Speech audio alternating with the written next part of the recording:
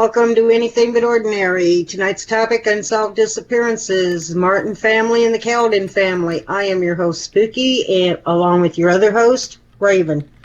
Hey. Hey. Hopefully the computer will go. It's off. We have weird weather going on a little bit here, so hopefully everything will run good tonight.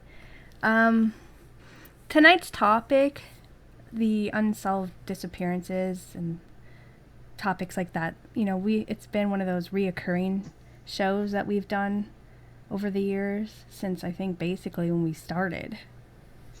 Yes, it has.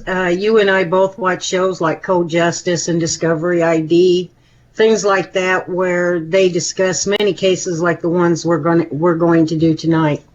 Well, yeah, I love watching. Well, Cold Justice is gone now, but I used to love watching that one. But I know that was one of my favorites. Yeah, I mean, we watch a lot of those different shows when it comes to crime or missing people. And, you know, we did a show with the National Force and stuff like that that dealt with a lot of the missing 411 stuff like that. And it's just, it's you know, it always kind of saddens me, you know, to read or hear about these cases where people just up and vanish into thin air and they're never found, or you know, they're killed by someone or something, but no one, you know, no one is ever really convicted of the crime, and it leaves the friends and the relatives left in this limbo state, wondering where and what happened to their loved ones, you know? Oh, absolutely. While I was researching the show, my mom was telling me about a relative of hers back in the 50s that disappeared. Her and her two kids left Florida and were heading back up north, and they were never heard from again. And that has to be agonizing for families. You know, your loved ones just disappear. There's no you don't know what happened. There's no convictions. There's just no closure on this. And to imagine going all those years and not even know what happened to them. Yeah, and this happens like all the time. I mean, it's constantly happening, and it's just they go missing practically every hour. It's crazy. Well, I'm not saying exactly what I'm saying, but you know what I mean. Just people go missing every day, and nobody knows what happens to them. Sometimes you find out, other times you have no clue, and there's nothing that ever leads up to anything. But with the two people tonight, it was one of the ones that we kind of wanted to talk about was the Cowden family. You know, now this happened back in the 70s. Now in the 70s, it was totally different than it is now. You know what I mean? Because the 70s, I think people were a little bit more trusting. I don't really know, but you know what I mean? But But didn't you have like Nixon? That whole thing with Nixon was going on, and just, you know, what the ending of like, just a whole bunch of political things, you know, the Vietnam War that was going on back in the days, you know, and everything. It was just all coming towards the ending in the 70s with all these political things going on and stuff. So it was a little bit of a different time. People were more trusting. And wasn't like Ted Bundy on his killing spree too back in the 70s? I believe he was. Yeah, so it's just to give people a little bit idea of, you know, this first case took place in the 70s or whatever, just, you know. But Richard Gale Cowden was born October 9th, 1946 in California to a Robert and Florence Cowden. Now, Richard had a couple of brothers and two half-siblings. And from what I was reading, he grew up in Oregon, and he graduated from Eagle Point High School and served in the U.S. Air Force in 1964. Now, Richard had worked for the Olson Lumber Company, and then later on for Steve Wilson's logging company. I believe that's what he was working for during the time, you know, when he disappeared or whatever. Now, Belinda, his wife, she was born May 24th of 1952 to a Ruth Grayson, and she graduated from Eagle Point in 1970. Now, Belinda was married once before to a man named Dennis Phillips, where they had a son named David James Phillips, who was born June 30th, 1969.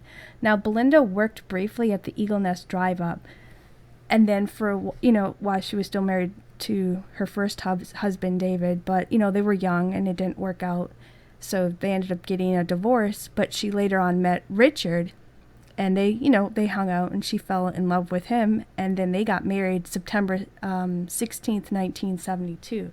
Now, Richard and Belinda resided in White City, Oregon, where they had a daughter named Melissa Dawn, who was born March 19th, 1974. Now, Richard was 28, and he worked as a logging trucker, which I kind of mentioned a little bit earlier. And Belinda, she was 22 at the time, and she took care of the house, the kids and the family dog, which was named Droopy. The basic stuff they kind of did, gardening, house cleaning. They were, in other words, they were basically the all-American family. Yeah, they were really in love. They had a happy little family unit. They lived in this really nice house in a good neighborhood. They were just really enjoying their lives to the fullest at the time. And it was in 1974, on Labor Day, holiday was approaching, and Richard had these plans to upgrade the family driveway because he was going to throw some gravel down to kind of upgrade it and make it, I don't know, more functional or whatever. But the truck that he intended to borrow to haul, the gravel over, for whatever reason, the arrangement fell through.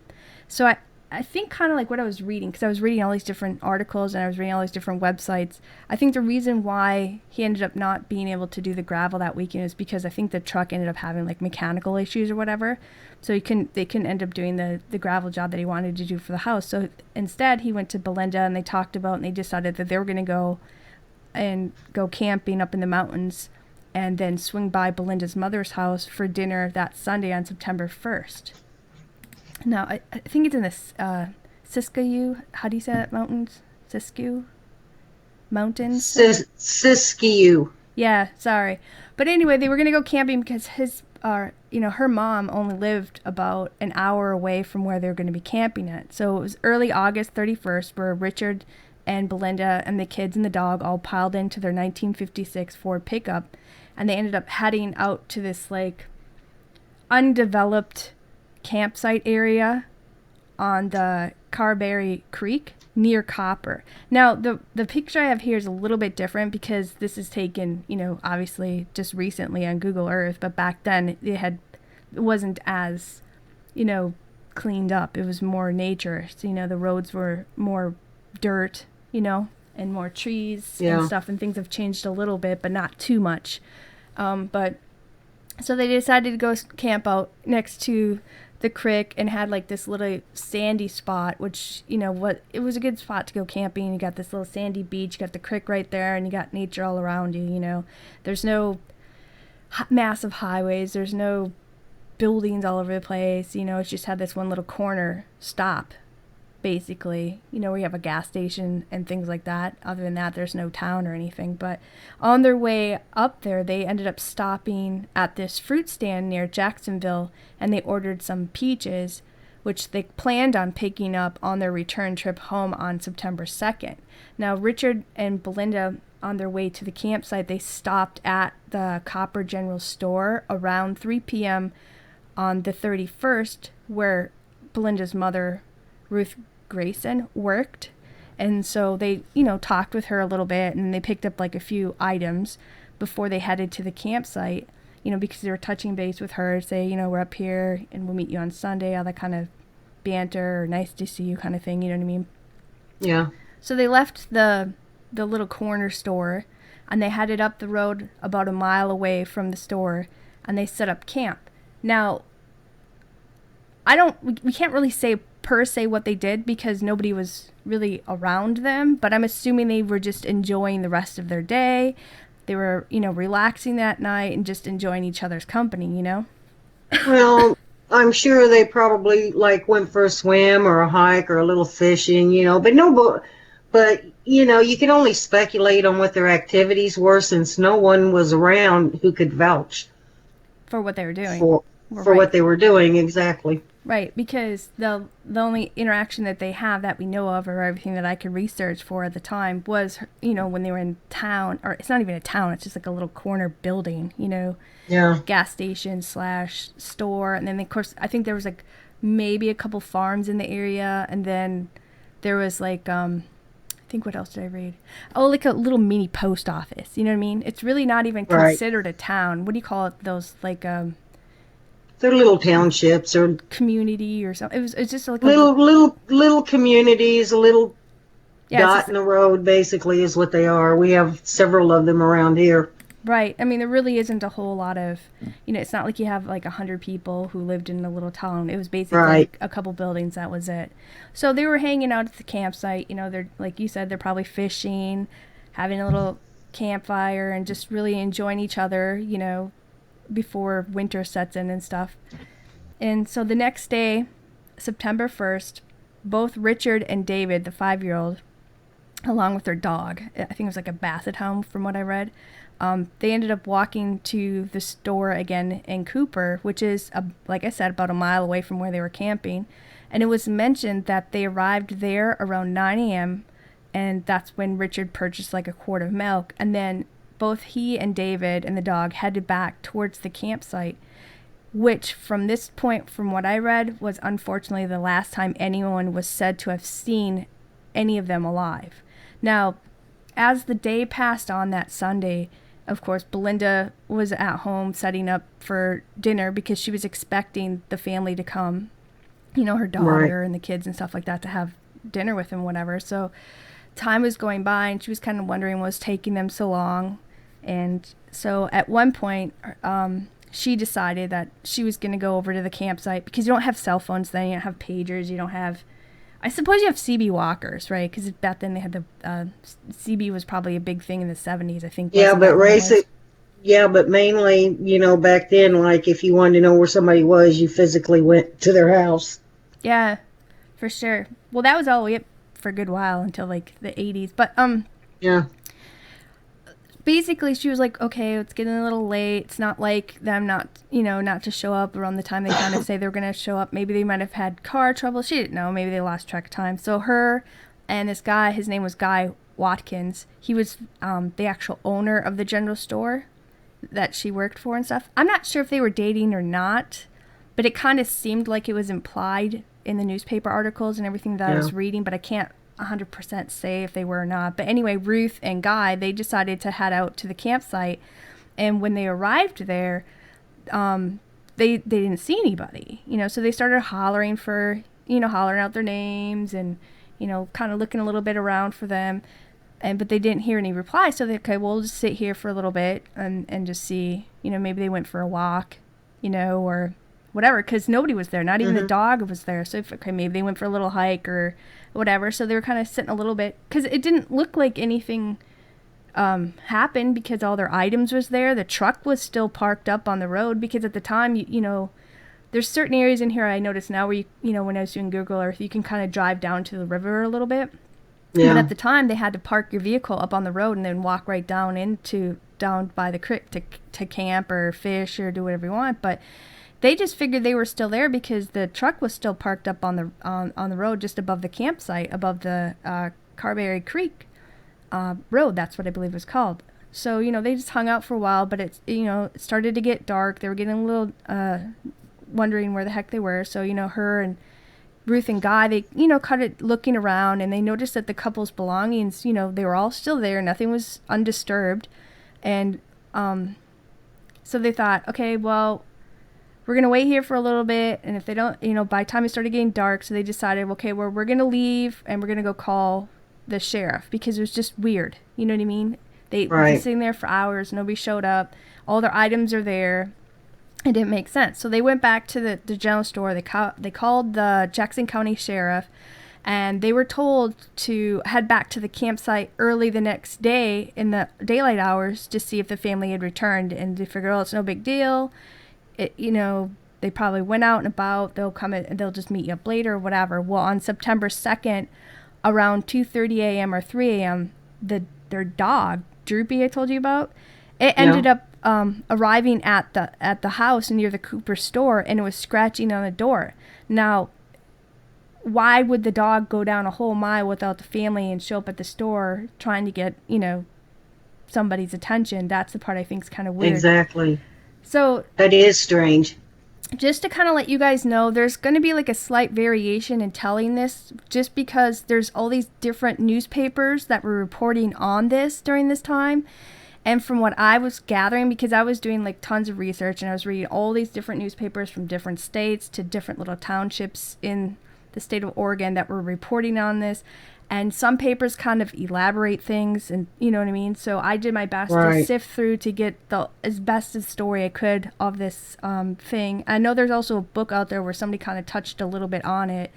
But basically, I'll be telling on what, they believed and said that probably occurred during the days and the weeks and the months that transpired from here on out. But it was early that morning on September 2nd when they returned to this campsite, because, they waited that night, September 1st on Sunday. So now it's Monday morning, as soon as it got light, they raced back over to the campsite to see if Richard and his family were there, and they weren't there.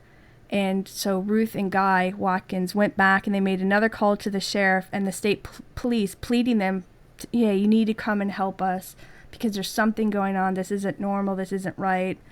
And we need your help to help find my family members. Well, later that day, this guy's name was Darren Parker from Medford. He came in, I think it was like 35 miles away. Anyway, they arrived to the campsite. And what they found is they said, when they got there, was already some family and friends there who were, looking for the family already, kind of lurking, searching about her anyway. But Parkosh said that he looked around the campsite and he said it looked as if they had planned on returning because there was like this makeshift table set up. It had like a dishpan with, cold dishwater in it by that time. He said now next to it there was like utensils, there was clean dishes stacked up on a stump nearby. Not far from the couple's camp stove. You had fishing poles leaned up against this tree. They had all their clothing items folded up all nice, laid atop of a bed cot. Belinda's purse and Melissa's diaper bag, they were sitting, right there in the open next to or on the table, because there's a little variation on the newspaper articles when it comes to this, but her purse was right there, the diaper bag was right there, and there also the quart of milk was sitting right there on the table, which they surmise is the milk that Richard and David. So apparently he did make it back to the camp with the milk. Right, because the milk was sitting out right there on this picnic table or makeshift table, whatever you want to call it. But as they were looking about, they discovered Richard's wristwatch and a half a pack of cigarettes that were laying near down by the creek on the ground. And it's kind of an expensive wristwatch. Now, he must have been swimming, I would assume, because why else would you have your cigarettes and the wristwatch down by the creek? You know what I mean, at the time? So maybe they might have been swimming at this time, too. They also talked about, in a pair of Levi jeans, they found Richard's billfold with $23 in cash. The keys to their 1956 pickup truck was in his pants pocket. This is a lot of the things that normal people would not be leaving around if you're going to go for a little hike, because you would bring your keys to your truck, or you would at least lock your purse up in your pickup truck. You wouldn't just leave the purse, exactly. A woman does not just leave her purse lay around just anywhere.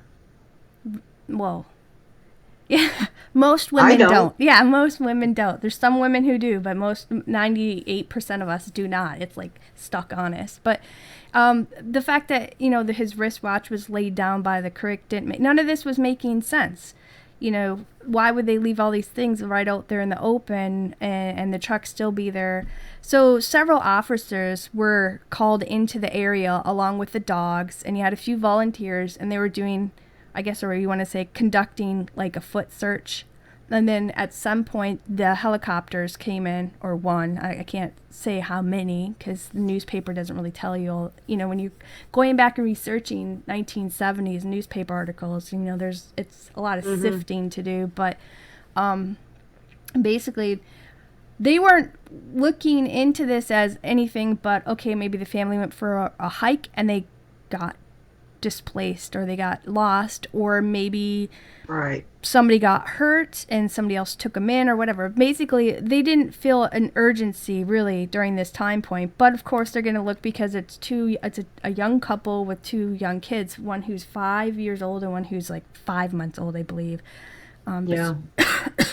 So they're all doing and conducting this foot search. They have dogs and stuff. And as the police were searching the area, they noticed that it looked as though there was absolutely no struggle. There was no disturbance.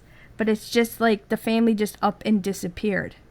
Just like, I don't know, they boarded a spaceship or something. Who knows? It was just like absolutely nothing to make anybody think anything or give them any tip to where they may have went or what happened to them. So Ruth had told the officers that when she was looking around, that it looked as if the family were only wearing their swimming suits, because she believed from what she had noticed all their clothing items was all still there in the camp. And that, so she's saying that they weren't even wearing clothes when they disappeared, that they were only in their swimsuits. Now the creek that was nearby here, they thought, okay, well, we'll check this in case they may have drowned. But in the section where they were at, it was so, they said that point when I was reading that during that year that the water level was actually really low. So it wouldn't make any sense for them to have, drowned or anything. But nothing was ever discovered even right over there by the creek when they were walking up and down the creek and stuff. Well, on September 3rd, the state police, you had the Jackson County Sheriff deputies by this time, you had several volunteers from the area, as well as a few motorcycle gang groups, because motorcycle groups were huge, I guess, right in the 60s and 70s. But they joined in the aid in searching. So that what that ended up doing was they expanded to the nearby roads in the area and then down into Northern California. Now on September 4th, the search was expanded, and several people, they were combing the wooded areas, as well as, it was kind of like a mountainous area. So they're going up into the mountainous areas. They were checking all the different roads. They were looking in the ravines, checking the brush, checking old mines, all that kind of stuff, what I'm trying to say. And they were hitting up they were going all the way up, the Careberry Creek Road. They went up Thompson Creek Road, which is in the area. They also even went up this other adjacent road, which is called Applegate Road. Everything was being searched, they weren't finding anything. It was basically, I think from what I read from the newspaper articles, it was like a 25-mile radius. They were going out, from that point and then branching out into a big circle, what I'm trying to say, about 25 miles around the camp area. And they talked to several different residents as well as campers who were out along the creek area. They were questioned. At one point, it was mentioned by a couple of hikers that on September 1st, which was that Sunday, remember, around 2:30 p.m., that they had seen a basset hound about 4 to 6 miles upstream from the family's campsite. Now, their dog, like I told you, was the basset hound Droopy. But these couple of hikers and campers had mentioned that they had saw a dog just like that dog that was 4 to 6 miles upstream, and it was wandering around like it was actually lost. Well, why would the dog be 4 to 6 miles away from without the family? Right. You know what I mean? Now, officers, they contacted and spoke with, family and friends in hopes of, getting any type of clues to the whereabouts of Richard and Belinda. Like, did maybe they know something, or were they having any problems, anything, you know how it is. But, they contacted individuals, that they traced down by finding paper trash in the area. If they found a little receipt here or this or that, they, if they could tie it to somebody, they would contact that person and say, hey, do you know anything? Have you saw anything? They even called old classmates of Richard and Belinda in hopes of just finding any type of tip or clue or anything. Now, on September 5th, the search groups, they spread off, like I said, to old abandoned gold mines near Copper. They were also searching Richard and Belinda's residence in White City, Oregon, because they had sent people up there to figure out, okay, well, maybe there might be something here that might tip us off to why the family's missing, whatever. And the officers that were conducting a search at their house had said it looked as if the family had plans of returning, because the fridge was fully stocked with perishable food. They said they had even vegetables ripening on the windowsill, so it wasn't like this family was not planning on returning to their residence. So they don't think they were like, oh, we're just going to disappear. How some people like to disappear off the faces of the earth and change their name. This couple was not planning on doing that. Now, they had a search party with over 100 volunteers, including the National Guard, by, as the days were going into day 5, or September 5th, September 6th, and they started including the National Guard, the Explorer Scouts, the U.S. Forestry Service. They're all searching the upper Applegate River drainage area, the abandoned mine shafts. They even went up and down the old logging roads because, for the truckers who were going in and hauling the logs out and stuff. They were checking the forestry roads. Residents in the area, as well as the upper Applegate Road, they're passing out photos and, type of flyers or whatever you want to call them to the residents and asking them, have you seen these people? They were just questioning everything and everyone that they could run into, because up then people were constantly, it was like the end of summer, people were coming and going. You have hikers, you have different campers, you know what I mean? You have people fishing. So as the days and the weeks passed, several people started to speculate, and theorize on where or what could have happened to the family. The campsite was showing, there was no struggle. There was no signs of a violent fight. There was no traces of blood. There was nothing.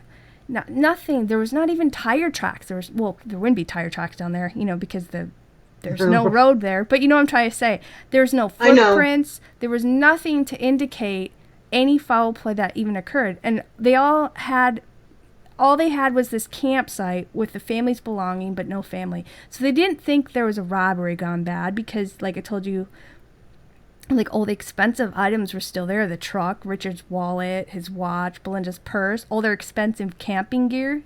Camping stoves back then were not cheap, No. Now, Sergeant Ernest Walden, he was from the Oregon State Police. He made a statement that was printed in the papers where he said it was getting to look like really strange. This was about the strangest thing that I've ever seen. It's not logical that a couple like this would take off with 2 young kids and leave all their belongings. If the National Guard doesn't find anything the only thing we can assume is that they were abducted. Now, that was his statement in one of the papers I found. Now, after a while, they organized search parties efforts around the camp area. They kind of ended because it had already been going on for like a week. And so, how that is, it starts to diminish, which is really heartbreaking for a family to see all the volunteers starting to disappear. So this ended up turning into not just a family who went for a walk and disappeared in the woods, but it turned into a full-blown investigation case that was now going to be handled by detectives and the FBI.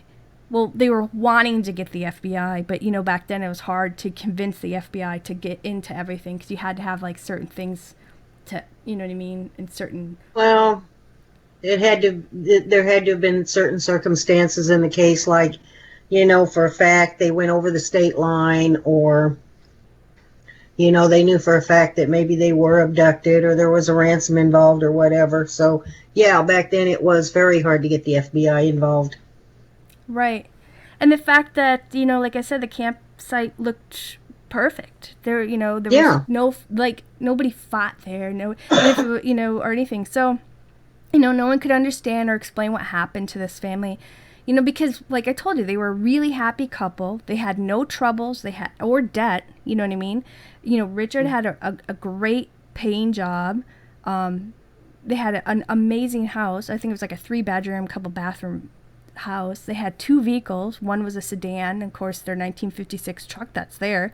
They had a house full of items. They had vegetable garden growing, just many things, you know what I mean? It just seemed like the perfect functioning, happy family. And they were married 2 years earlier in September 16th, so actually they'd be celebrating their 2nd anniversary soon, and they just had a baby who is going to be turning 1 soon, and nothing made sense. So the theories of possibly Richard harming his family or running off made no sense, because according to the friends and family, Belinda, from everything I was researching, all the newspapers and everything, Belinda and Richard, they were very happy together, So it was just poof. That, you know what I mean? To everybody Yeah. who's looking for them and everybody who's going through this, it's just like they just disappeared. Like something zapped them out into thin air because nothing led them to anything. Well, there was nothing taken. Mm-mm. Their money, their truck, their camping items, they were still there where the family put them. There were no signs of a struggle. No blood was found at the scene. Right. It just seems so strange to me, especially since they had a 5-month-old baby and a 5-year-old with them. Yeah. And he was in the U.S. Air Force, so I'd assuming he knows how Yeah, to take care of himself. You know, they're healthy, yeah, they're in their 20s, but you know, obviously there was no animal attack, there was no trace of blood, like you know, like we were just saying. I think my picture hung up. I'm not sure if it switched or not. I hope it did. Um, you know, and they, you know, they couldn't have drowned because where was the baby? Okay, let's say they were swimming, right?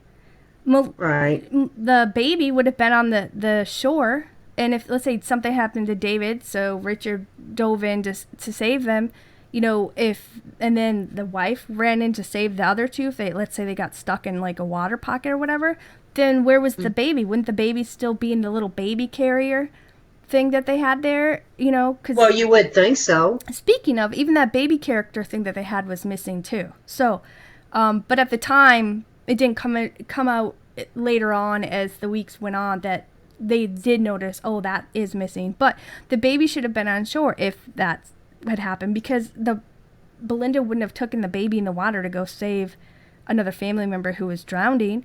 You know, also the dog was gone, you know, that Sunday as well, Right. when Ruth and Guy went to the campsite to see what the holdup was to why, you know, they weren't there for dinner, you know. And the dog, according to the papers, he or she didn't show up until early Monday morning at the door of Cooper residence, which was, you know, a mile away from the campsite. Now, if Richard and Belinda's family still continued to search the area for them, you know, because after all the volunteers were leaving, after, you know, the National Guard and everybody else started pulling their groups out or whatever, the family and friends, they still kept looking for weeks and days. You know, Richard's brother and his father, they spent weeks searching the old logging roads and going into every little cavern system they could find. And and the weeks turned into months and months, and there was no word from the family. There was, you know, their bank account was never even touched. Nothing. No one could figure out what occurred.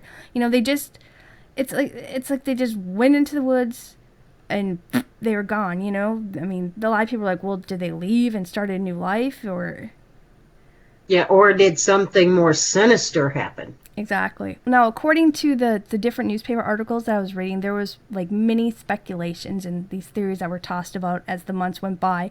You know, sorry, some evidence was being, you know, evaluated finally by the FBI, who did come in at one point from the papers I was reading, and other police officials and stuff. They had letters and they were getting phone calls were being received. They were getting calls from psychics who were claiming to know what happened. There were people who were saying that they knew what happened because it came to them in their dreams. So of course, you know, as the officers, you have to write down everything. You know, it's just a part of the Right. process, whatever. They had other people that were calling in with an idea or a thought that the police may have overlooked, because you know how there's people who are reading the newspapers like, oh, did you guys do this, or did you know what I mean? There's people who want to help and they're calling all the time, they're writing in. Yeah, there was even reports. I mean, there was crazy things that I was reading when it came to this family. They were talking about how the reports of the witches that lived in that area, people were saying, well, it was the witches and they stole the infant, and you know, they were doing sacrifices and things like that. And then of course you have Bigfoot Research Society from Missouri. You know, they were calling into them and saying, hey, maybe it was Bigfoot. And you know, Oh my goodness. then you had people calling in from the International UFO Bureau in Oklahoma City. You know, they were reaching out to the police and the FBI because they had interest in this case, because like, you know, what we were mentioning, it was just like they up and vanished in the air. So you had people from all walks of life trying to get their 2 cents into what they believed what could have happened to this family, you know, from paranormal witchery stuff to Bigfoot to aliens to all these different psychics wanting to come up there. So, I mean, I was reading all this in all the different newspaper articles because I'm sure the family was being called and harassed by all these people who thought they could, solve the matter or whatever. But there was this reward.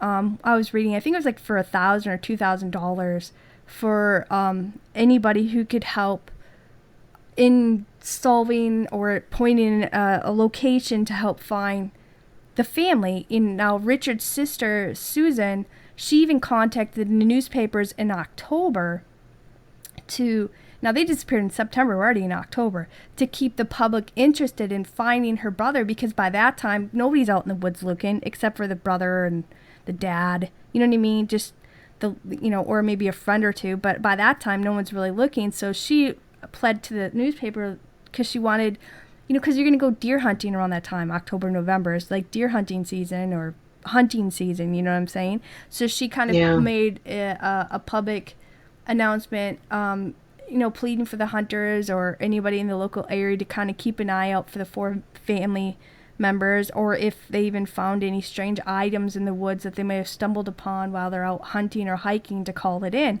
Now, this case was reported in several newspapers as well as on TV when the family first disappeared, but it wasn't until like 8 months later, on Saturday, April 12th, 1975, when 2 men, a guy named Roger Allen West, he was 25 years old, and then another guy named Marvin Frederick Proctor or something, he was like 24. These 2 guys were out in the area.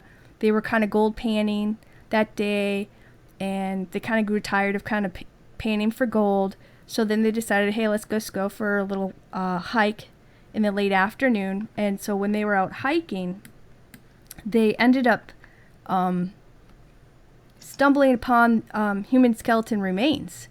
And of course, when they found these bones and stuff, the men left and contacted the police. And then that's when, the police officers came out, because they pretty much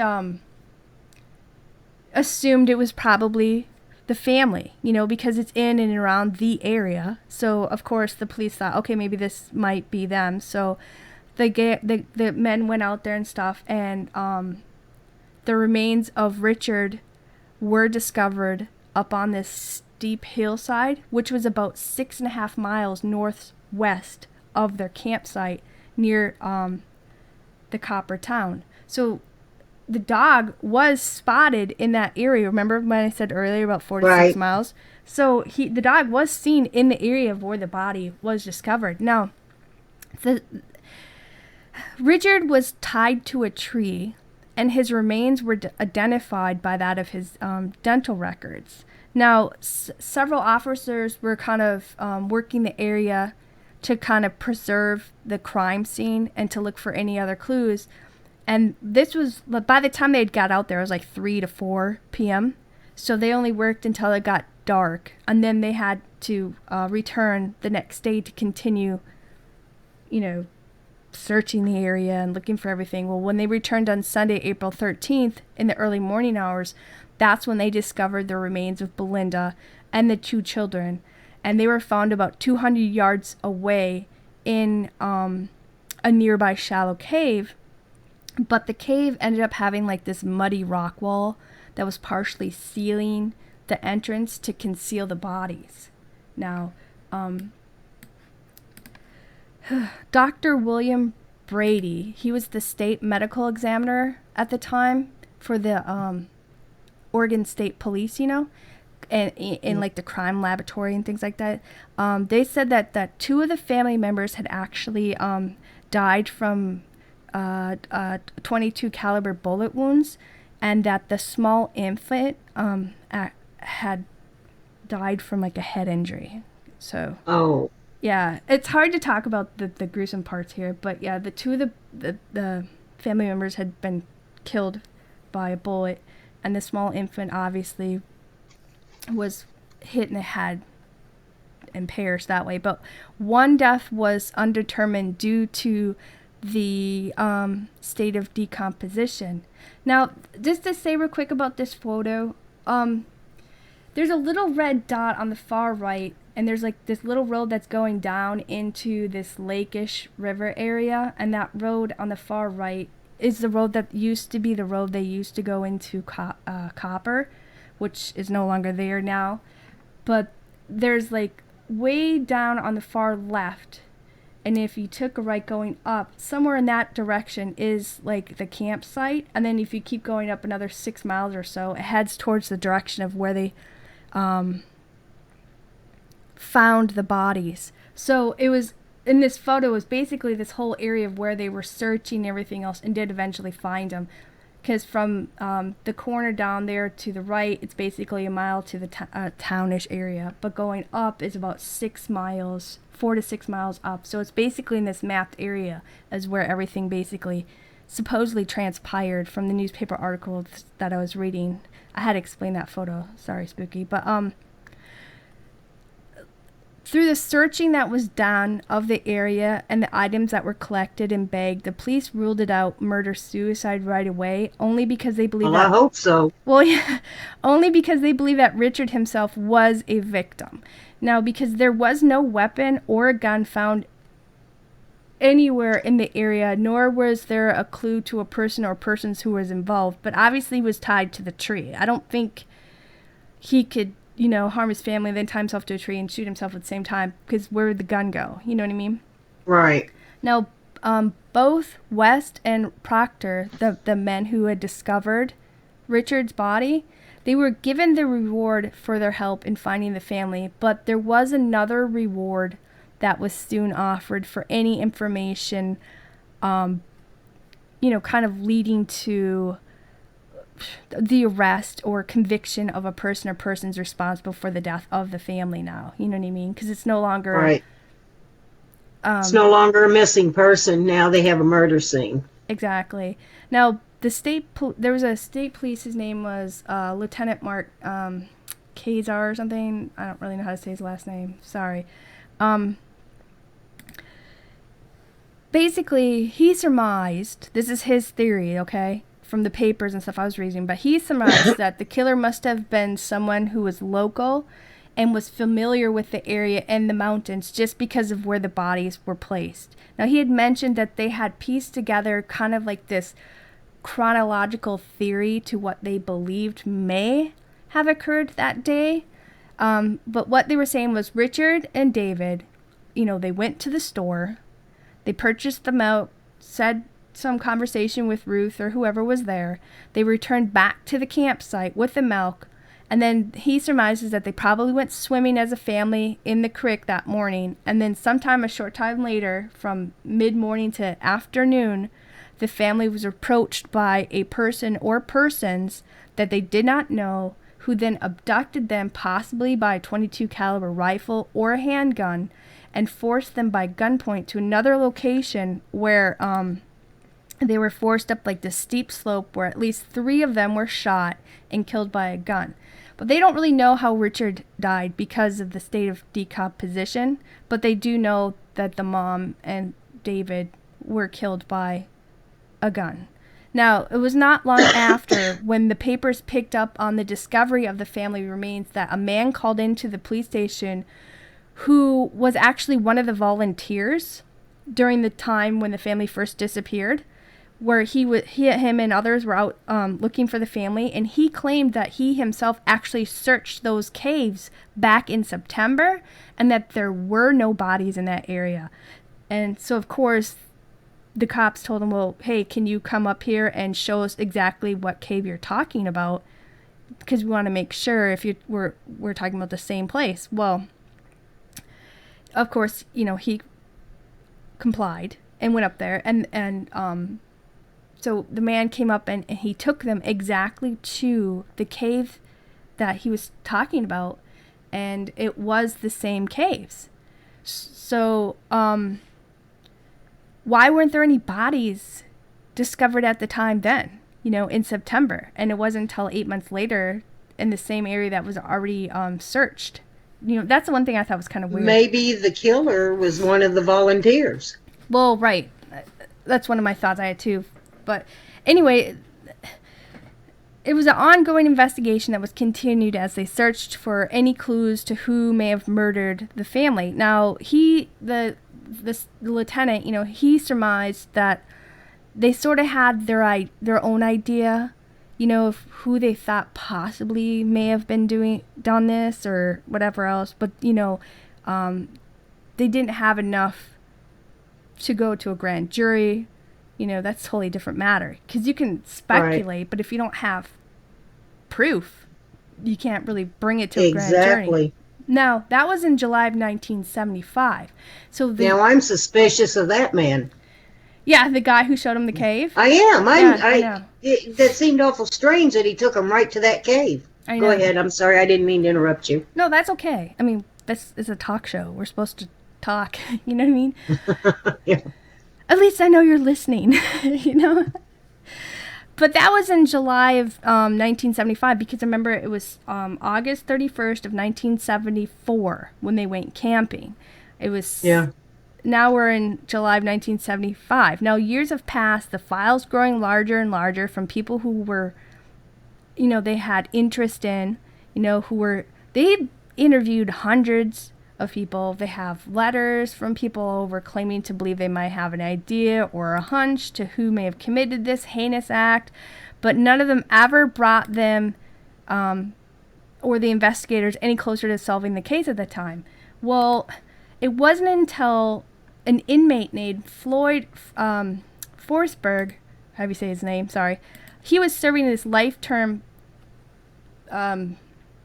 plus 30 years or whatever for like bank robbery and murder. And he actually reached out to the press of Eugene, the TV, the radio in Medford. And he was making this claim that he had, some stuff that he had to get off his chest. He wanted to tell the truth about certain things, and he made this claim that this man named Dwayen Lee Little actually admitted to Forsberg. Floyd, thank you. You're welcome. That he killed the family. He said that this guy told him in prison that he upped and... Sorry, Skype keeps covering over my screen of my program. But basically, he reached out. He claims that this guy told him in prison that he killed this family. And that there was also a prison break that was going to happen and everything else. So he was telling a bunch of different things, to the TV show and the radio show. But anyway, now Dwayen Lee Little, he was actually living, from when I was researching and stuff, he was actually living in Medford area after being recently paroled from the from prison. Penitentiary. Yeah, but my mouth was going to try to say a bad word. So yeah. I'm like, no, head, work right. Get the words out right. No, but he was paroled from prison on May 24th in 1974. So he was actually in the area of the time, you know what I mean? So where he only served like 8 years for the murder and rape of his neighbor, because when he was 16 years old, he actually stabbed to death this girl that lived next door to him. And I think he was actually the youngest convicted murderer ever at that time period and put into Oregon, you know what I mean? Prison. Right. But he only served 8 years. So that was in November 2nd of 1964. So actually he was only 15 at the time. So he was 15 at the time when they sent him to prison. But anyway, there was this time when Little was on the first suspect list. Because remember in the beginning when after it turned from just missing into an investigation, he was one of the people on their suspect list. Now, because Little's folks, I believe their name was like Stone and Pearl, their first name or whatever, they actually resided in Jackson County. And Dwayen was known to actually spend time in the Applegate area. And this is the area where the family was camping. Now, this Floyd Forsberg, whatever, the guy who's in prison, he stated that he would actually take this polygraph test to actually prove that he was telling the truth, not only about Dwayen Little, but about all these other allegations that he was making on several other prisoners. And, like I said, Little was someone of interest during the months after the Cowden's family bodies were discovered. Well, see, the police, sorry, I'm getting... my mouth's getting a little dry. But the police, they were aware that Little was living with his parents about 18 miles away from the campsite, and that there were statements made to the police from local people in the area that they actually claimed to have seen Little and both of his parents, Stone and Pearl, in the area that evening when the family disappeared, as well as the next morning. So they were in the area. I'm not saying that they committed these crimes, but people did see them in the vicinity of where the family would have been camped, or, same area, not far from there. Now, according to some sites and the papers, the Littles' home was searched and their pickup truck was impounded, but nothing was ever found. Now, the Littles were questioned, but they all made statements never seeing and or knowing anything about the missing family. Now, it was reported that the Littles' mother had owned a .22 caliber rifle, and she had actually purchased it that July of 1974. So it was like a month or something before, But that doesn't mean that they're guilty of this. This is just speculations and theories that people are saying, well, and who knows what this guy's telling the truth or not, who's in prison too. But police could never recover the rifle, so they could never do like a ballistics test to see if possibly the bullets used in that killing could have come from her rifle, because they could never recover it. Well, this is everything I was reading from newspaper articles and everything else. But the police during that time, they never had any evidence to prove that Little did murder the family. They had several other suspects that they were looking into as well.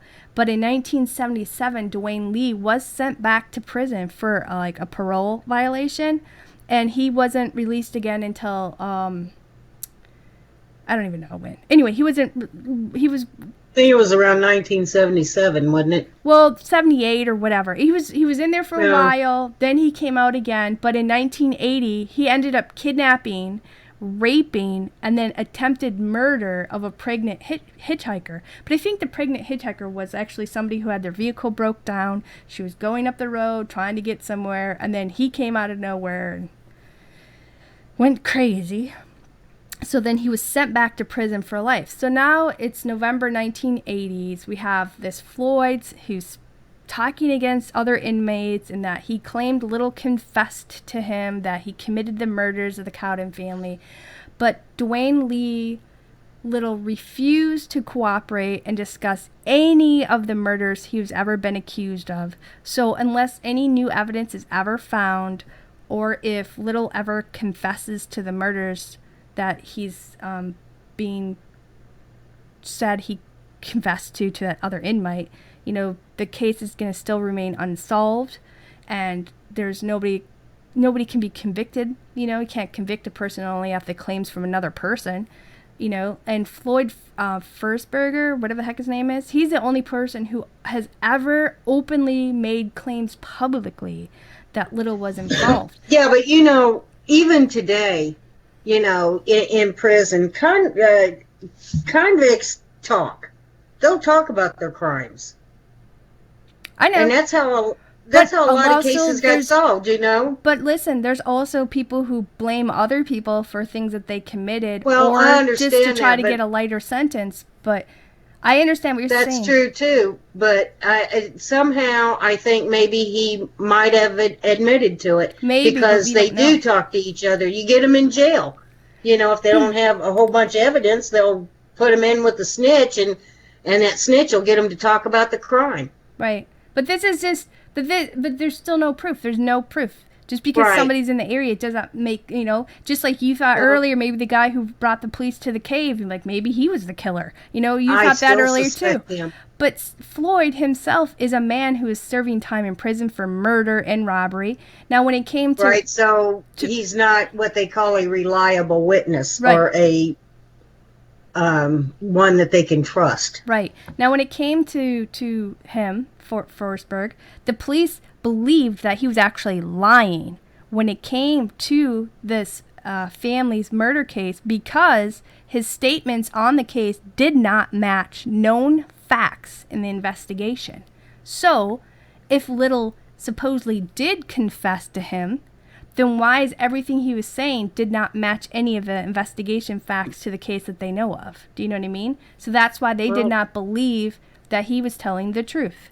Now, there have been many different reports that have been mentioned when it comes to different suspects, and one of it being a motorcycle gang that was camping nearby, to someone say it was this colored guy that was seen in the area, to there was known pedos that were living in the area.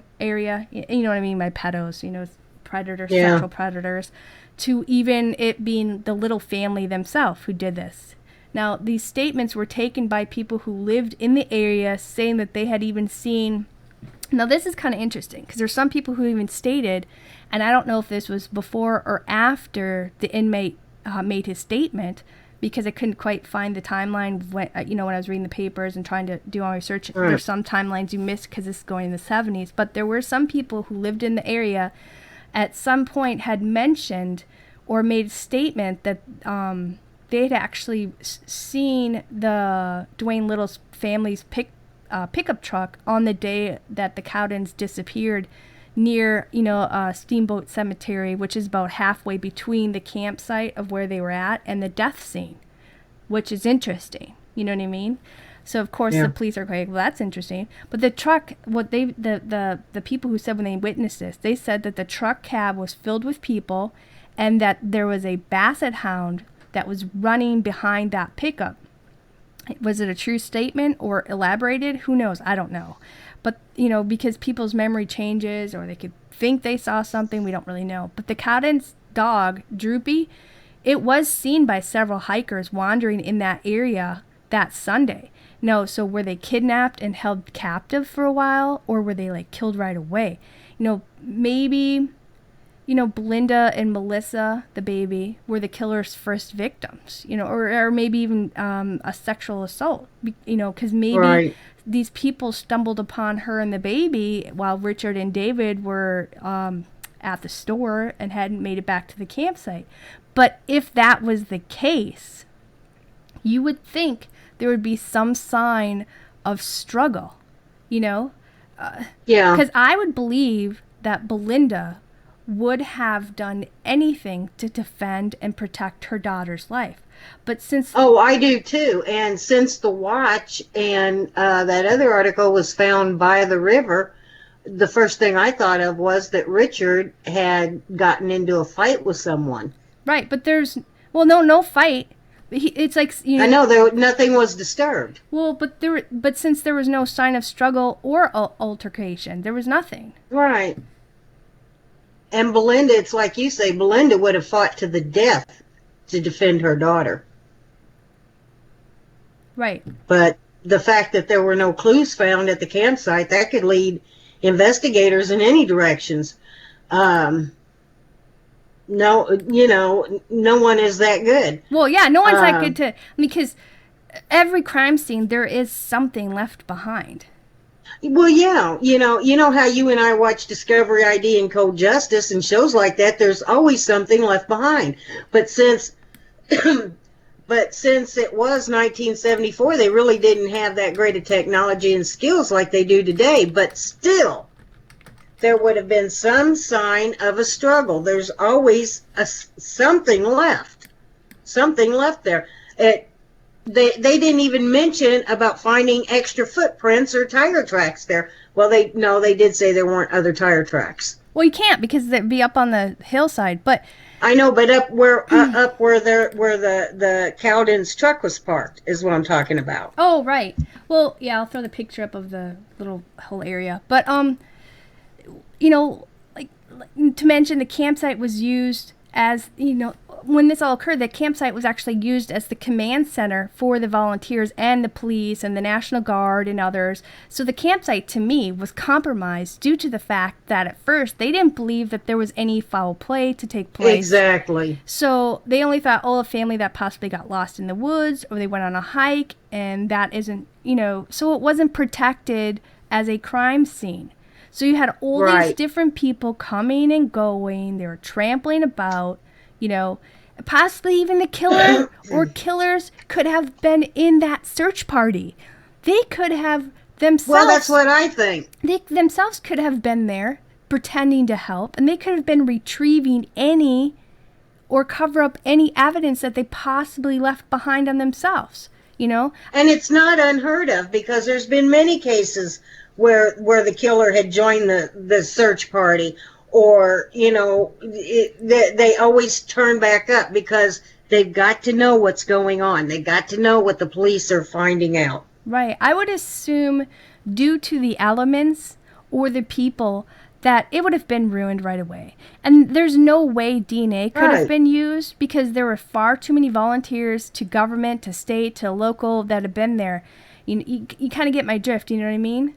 Yeah, and how come the area was searched earlier and the caves were empty in September, only 8 months later, the bodies of Belinda and the children were discovered? And why was Richard not seen tied to the tree? Right. I mean, were they killed and kept somewhere else, only to be placed in the area days or even months later? If Richard was tied to the tree, I believe he was alive when his family was killed. They may have done whatever it was they did to his wife and killed her, killed the kids, and made him watch. I don't know. That's speculation there. We just don't know. Well, that's speculation, exactly, but the thing of it is the police are making speculations too. Well, they have to, because they're trying to solve the crime. But it was said that the area was searched there, remember? Even the guy looked in those very same caves, while others said that the area was just missed by searchers by 50 to 100 feet, which happens a lot in many cases. Yes, it does. In many cases, yes, you just miss the body. But they had dogs. Even dogs weren't picking up in their scent at all. There was like... So it does make you wonder, maybe they weren't there at that time, but were later transported there for whatever reason. Now, we do know that trying to find these things in the deep woods is not easy. You know, you hardly see a wild animal, you know, let alone you're going to find a clue or a bullet casing or a body. Sometimes it's hard, especially with nature and animals coming and going too. It can easily be missed. But I'm assuming, this is me, I'm assuming that it had to be more than one person who hurt this family, because I believe in my heart that Richard and Belinda would have gone down fighting to protect their family. Because he used to be in the military, they're in their 20s, there's no way they would have just... And it was and this was a couple that, you know, this was a married couple that were deeply in love and they got along. And there was at one point a family who was camping nearby who said that they never saw the family, but they did have a strange encounter with a truck that had 2 men and a woman in it that were watching them, and that it made them feel so uncomfortable that they left the area. Right. Which the truck that was seen was said to be similar to that of Mr. and Mrs. Little. Right. That was talked about, how there was other campers who were being kind of harassed by some people in a truck. Now, was it Dwayen Little and his parents, or was it Dwayen Little and Belinda and Richard? And were they waiting for the campers to get out of the area?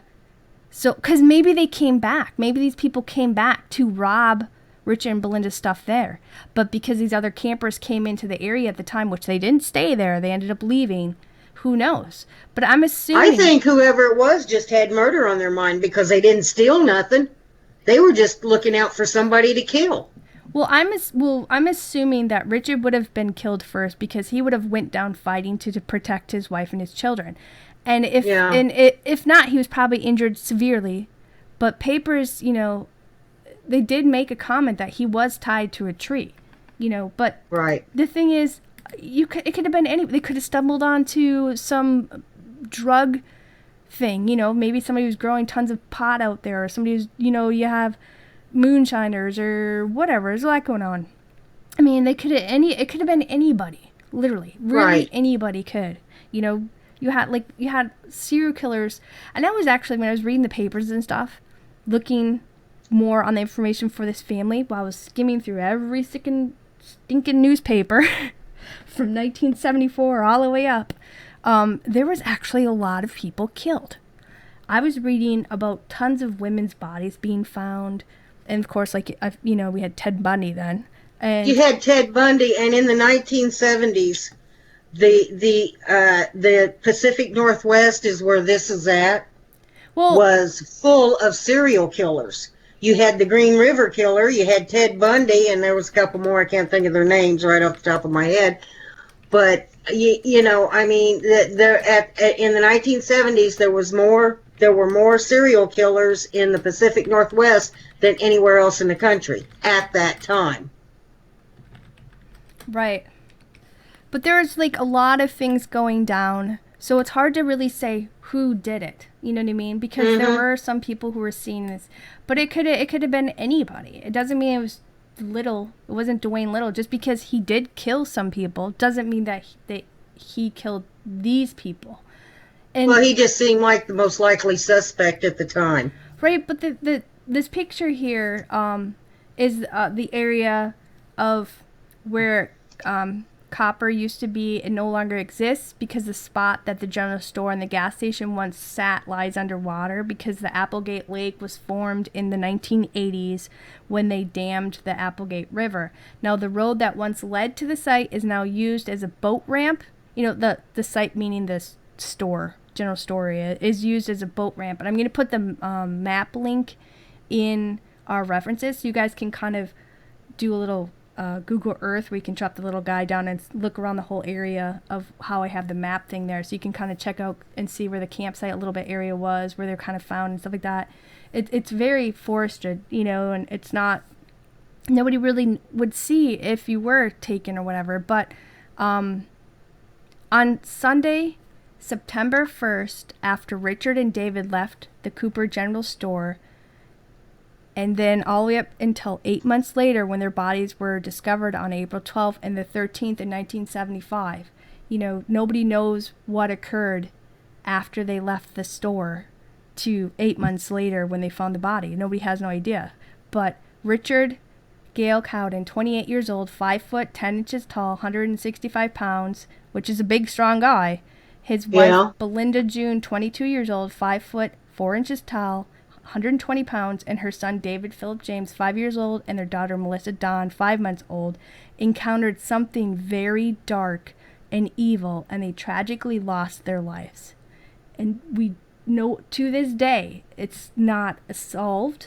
The case isn't closed. It's, you know, basically like a cold case. And if there's anyone who knows any information pertaining to the persons who are involved in this murder, who are listening now or listen later on, they can still contact the Oregon State Police. You know what I mean? Because you never know. People do talk eventually, and it could be someone's family member or whatever else. Eventually, someone will talk. Right. But the fact is, we just don't, nobody really truly knows what happens or what. They could have been walking on the road picking blueberries because it's August, or no, blueberries would probably be gone by then. But they obviously encountered I believe they encountered more than one person. I really do. I think they probably stumbled upon something. Too. There could have been some druggies. There could have been some sick individuals. Who knows? But they definitely encountered something really evil that day. And nobody truly knows what happened to this family. They only know the aftermath of it.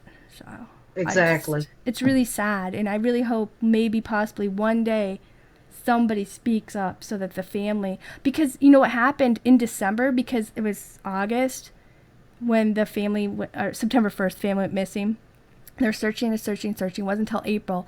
Well, the dad of Richard, he ended up committing suicide because he was just so distraught over all of this, you know what I mean, as well as other things. And other family members of Richard ended up having cancer, so it really played hard on the family members' health. Yeah. So one can only imagine the stress, because stress does really, really strange and awful things to your body. Right. Do you want to take a break before can we take a quick break before we get into the next story? Right. Okay, we're going to take like a 3-minute break. I'm going to get a drink of water because my throat is parched. And then we're going to go in talking about the second case tonight. Thank you, everybody, for hanging out with us. Please stick with us, and we'll be back in 3 minutes.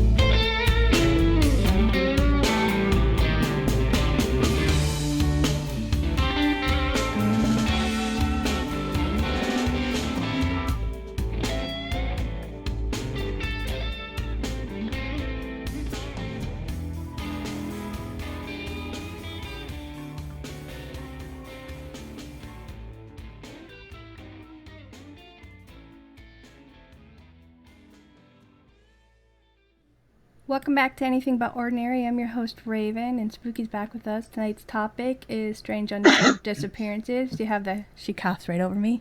The Cowden family and the Martin family. She unmutes just to cough. No. She's just letting us know she's back, too.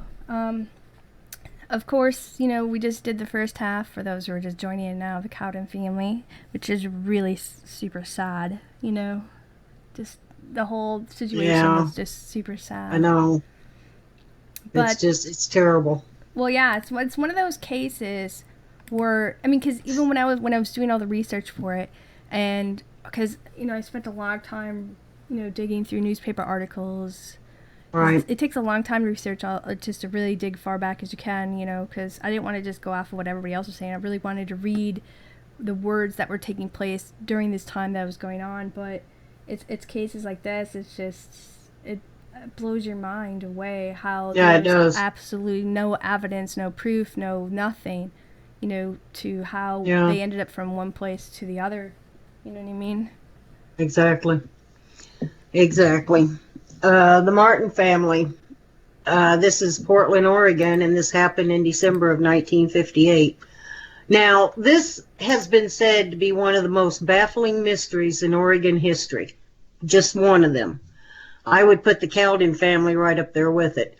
On December 7th of 1958, the Martin family set out for the Columbia River Gorge to collect greenery to make Christmas wreaths and decorations for Christmas. Now, the family consisted of Kenneth Martin, 54, his 48-year-old wife Barbara, and their three daughters, 14-year-old Barbie, 13-year-old Susan, and their 11-year-old daughter Virginia. Now, the Martins also had a 28-year-old son named Donald, but he was in the United States Navy at the time, and he was stationed in New York. Now, this was meant to be a day trip, and the family were supposed to return home that evening. They were in the family cream and red-colored Ford Country Squire station wagon. That's that one that had the wood panels on the side. Yeah, it's like you're driving a pontoon boat. Yeah, I know. Cars back then, I think, were built better anyway. All that solid metal. Oh, they were. You could at least survive a car better than anywhere else. Not like nowadays, everything's made of plastic. Yeah, I hear you. Plastic and fiberglass. I know. But it still costs you an arm and a leg to buy it. Yeah. I had an old Pontiac Executive one time that was built like a tank. We even shot that thing. Nothing would kill it. On December 9th, Kenneth did not report for work at the electric company, and so they were reported as missing persons, and an investigation began into their disappearance. Now, of course, the police started their investigation by going to the Martin home looking for signs of foul play, and the house was basically undisturbed. There was a load of laundry in the washer. There were dishes from the previous day in a drying rack on the sink. When they checked their bank accounts, they found a substantial amount of money in them, and apparently there had been no withdrawals for some time. Now, after finding nothing of any help whatsoever in the home and the bank, the police then tried to piece together the family's activities for that day. Unfortunately, information was sparse at best. David Baxter, a gas station attendant at a station at Cascade Locks, I got to sneeze, so it's going to come up during this. No sneezing. Look into the light. Gotta look into the light, Spooky. It'll make your sneeze go away. He was a gas station attendant at a station at Cascade Locks, and he reported that the family had been there around 4 p.m. and had purchased gas. Now, shortly after, in Hood River, which was about 20 miles east, they were seen at a restaurant. There were other reports from motorists that claimed to have seen the family at an unspecified location along the Columbia River in Washington State. Now, those that knew the family and had seen them that day said that Kenneth was wearing this tan zip-up jacket and dark slacks. Barbara was wearing a navy blue coat and a plaid jacket and a black print dress, and Barbie was dressed in jeans with rolled cuffs and a beige coat. And there was no description, of the clothing that Susan and Virginia were wearing, or maybe the witness just did not remember. Both the Multnomah County and Hood River County police, they undertook and conducted the searches, but neither department found any substantial leads. An abandoned Chevrolet that turned out to be stolen was found in Cascade Locks the day that the Martins disappeared, and the police at first reported that maybe it had a possible connection, but they later recanted because it just did not match the family's vehicle. I would say not. There's a difference between a Chevrolet and a Ford. And they also found... Well, maybe some people just can't tell the difference. I don't know. Maybe they can't. They also found a handgun nearby. It was a .38 Colt Commander that had been stolen from a Meyer and Frank department store. Now, the December 8th arrest of 2 ex-convicts for car theft in Hood River County also seemed very suspicious, but these 2 events, they just couldn't be connected to the disappearance of the Martin family. Apparently, these cops were pulling out all stops. A man called the police on December 31st and reported he had seen a vehicle matching the Martins' vehicle speeding on Baldock Freeway, and the police along that freeway were notified, but they couldn't even locate that vehicle. Now, excuse me, in March of 1959, a volunteer searcher found these tire tracks that led off a cliff near the Dalles in Oregon, and the tracks reportedly matched the tires on the Martins' vehicle. I don't know how they knew that. I don't know. They just know. I know. Apparently so, but excuse me. This find Do you need to take a drink of your Pepsi? Yes, I do. Thank you. It's okay to take a break and drink your Pepsi a little bit. Thank you very much, and I apologize. Let's see.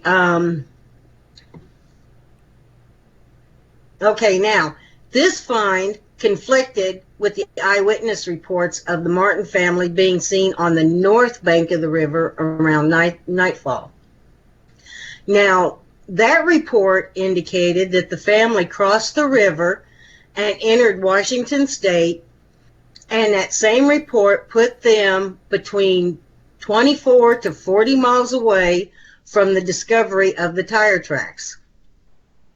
Now, on May 1st of 1959, the crew of this river drilling rig reported that their anchor had hooked onto something that what they described as having substantial weight, but it became dislodged before they could pull it to the surface.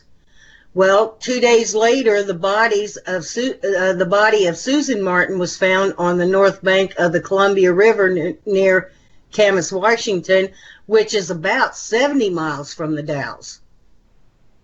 The next day, the body of Virginia was found 46 miles from the Dalles near Donneville Dam. Their bodies were transferred to the Multnomah Medical Examiner's office for autopsy, and before the autopsies, this technician who had taken their fingerprints reported to the medical examiner that he believed there were bullet holes in the heads of both girls. What? Okay. Yeah. But, sorry, I was just listening to you and I wasn't expecting you to say that. Yeah, but the medical examiner, though, in his report didn't even indicate there were any wounds to their heads, and he declared the official cause of death to be drowning. And both girls were buried in Rose City Cemetery in Portland, Oregon. Now, the sheriff of Hood River County, this Rupert Gilmuth, he believed the drilling rig had hooked onto the door of the Martins' Ford Squire and opened it, and this allowed the bodies of Susan and Virginia to float out of the vehicle and, subsequently float downstream. So that's what they're saying? That's what they're saying, yeah, because, like I said, this anchor did hook onto something, and they were trying to, whatever it was, they were trying to bring it to the surface to see what they had hooked, but it broke loose. See, here's a thing, but how do you know it could have been a log, it could have been I know. anything, because water, if for whatever reason, let's say their bodies were, if they were killed or whatever, they were tossed into the water, depending, well, it was December. It's cold, the body sinks. You know what I mean? Bodies get pulled down. Exactly. In cold water, they will sink. And if it's a river, you have those little pockets, and it can keep a body down in there forever. Churning and churning and churning in the same little pocket. Because some of these pockets in rivers can go down 30, 40 feet. It's not just like, oh, you think it's a river, it can't get that deep. You'd be surprised because of the certain currents, like, because there's one current could go one way and swirling this way, and now the top current's going like this, and then it makes this huge pit or hole down in the river or whatever. Right. You got 30, 40 feet going down. That body could be stuck down there for a long, long time until something jars it up. And like you said, maybe these things could have been stuck under a log, and it may not have been the car. Nobody really knows. It's just a speculation. Nobody really knows. That's just what this county, the sheriff just speculated. Mm-hmm. So anyway, he suspected that the Martin's car was in the river, so they searched the water with sonars, helicopters, and divers, were used during this search. But the Martin's car was never found. And it was only because one diver nearly drowned during the search, they called the search off completely. To this day, the bodies of the rest of the family, Kenneth, Barbara, and Barbie, and their car have never been found. Now, there are several theories as to what happened to the Martins, and the police theorized that Kenneth Martin just crashed into the river and his entire family died as a result. There was another theory that was strongly held that the family had been abducted and forced off a cliff into the river. And in fact, the Multnomah County Police steadfastly suspected foul play because of the tire tracks, which they claimed indicated that the car had been deliberately pushed off of that cliff. Well, what do you think when it comes to that part? I know it's only 9:25, so we're kind of going fast tonight. But when they were coming up with a different spot, I have a feeling I have a feeling like something happened. I have a feeling. Well, when I was reading on this case, I have a feeling that they were somehow ran into, I think, two guys. I think it's like two guys, because when you read about it, it just kind of points to, I think, two people might have tried to carjack them or do something. It just seems that's entirely possible. It could have been anything. Kenneth had just gotten off of work when they set out to go on this little evening trip. Yeah. This little adventure. He had just gotten off of work. Mm-hmm. They hadn't had supper. And he could have been tired. He could have fallen asleep. He could, for some reason, lost control of the car and gone into the river. They could have been abducted. Yeah. I have my theories on that, which I am going to get to. Right. I'm just thinking, I'm listening to you. And my thoughts are like, I wonder. And I just have a feeling, just from listening and kind of reading about some of the articles, I just have a feeling like they encountered somebody. Yeah, and the thing of it is, too, that even though the family had been seen on the North Bank in Washington State at dusk, the tire tracks placed them on the South Bank in Oregon. Now, they said that this indicated that the car had gone over the cliff after nightfall. Mm-hmm. And also, the day after the disappearance, the two ex-convicts arrested for car theft in the Hood River area, it just seemed too coincidental. Right. That's what I'm saying. Because they could have went from car to car to car, Well, that's true. That's true. They could have tried to have stolen one car, and couldn't get the job done. They could have, it's really hard to say. Because they were arrested for car theft. But unfortunately, though, the police just could not connect them to the Martins' disappearance. Right. There's not enough what happened to them? Yeah. So what happened to the Martin family of Portland? I mean, this case has baffled authorities as well as their family members and others who knew them. Right. It's one of those things, Well, did but they see, all at the die? time, if that body, if they didn't hook on to something and a body popped up, they would have no idea to even really look for them or have a theory that, well, obviously they know some of them died because of the two Well, girls' yeah, bodies, they but know they don't they know know at that of least all two of of them. them drowned. Yeah, but how do they know that the dad and the mom, and I'm not trying to say anything bad about the family, but how do you know the family didn't decide, well, I'm going to kill my family? Because that happens, Yep, that sure does. That happens more time than people think. And back You then, in know, the 50s, and the 60s, and 40s, and all the way up in the 70s to the 80s, it was easy to disappear because you don't have the tracking that you do nowadays. So if it was a family thing, they could have up and disappeared and gotten into another country and been well, living for a long time because we don't have the same trackability back then as you did now. I'm not saying they did, but that's just a theory. yeah. It's just one of those questions. Did they all die in a tragic accident, or were they all victims of foul play? And I don't think anyone will know for sure unless somebody confesses or steps forward with something they know. I personally think they all died in a tragic accident. I really do. I think that for some unknown reason, Kenneth Martin lost control of his car and plunged over the cliff into the Columbia River, and they all died as a result. And I'll tell you what, we got truck drivers in the chat room, and if But any one listen, of them, you're speculating off of just a newspaper, other person's speculation, but there's no proof well, I that have he my fell theory. asleep and drove off the road. Exactly, All you know I is have my theories too. But the thing of it is, like I started to say, we have truck drivers in the chat room, and if any of them have ever been up along the Columbia River going through the Dalles in Oregon, they can all tell you that river runs swift. That is like one giant current up there. So it could have swept the car away. but they never found a car. So how do you know the car was in the river? You don't. They just know that they found Well, two bodies. So you can't say, well, the guy drove off and they all died because he fell asleep. You know what I mean? Or because it was snowing. Yeah, I know what you mean. Because there's no car. There's no car. They only found two bodies. How do you know the But girls were taken? how in the world can they surmise by seeing these tire tracks that somebody deliberately pushed that car over that cliff? They didn't say a word about footprints.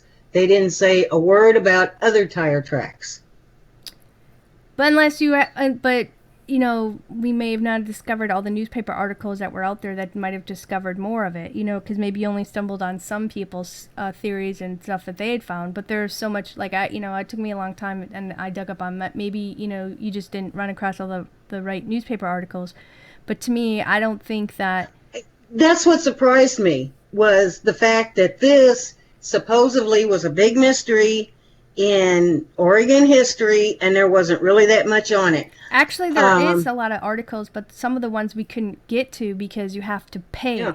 And most of them, and most of what I found, all said the same story. Well, but, right, but but you're talking about the newspaper articles. I'm saying that there are, but the ones that I wanted us to look into, we couldn't get into because there are certain years that you have to pay money in order to view them, where other ones are free to watch or to read. There's other ones that you have to pay for well, that's true, but it's like I said, that car could very well be in the Columbia River. That Columbia River has a really, really strong current, and it could have washed that car for miles and miles. And over the years, it could be buried in sediment. Right. That stuck down into a 30-foot, 40-foot deep hole, pinned well, down. That's true. There's a lot of holes down there too. But then you have this big power plant that sits on the Columbia River. So, of course, back then you didn't have that big power plant.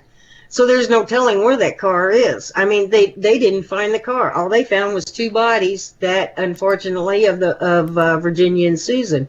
Did you say now the two girls had bullet holes in the body? Well, the technician that was taking their fingerprints at the time reported to the medical examiner that he saw wounds in their heads that he suspected to be bullet holes. But the medical examiner did not even put those wounds in his report. He put their official death as drowning. And as far as I'm concerned, that's a lazy medical examiner.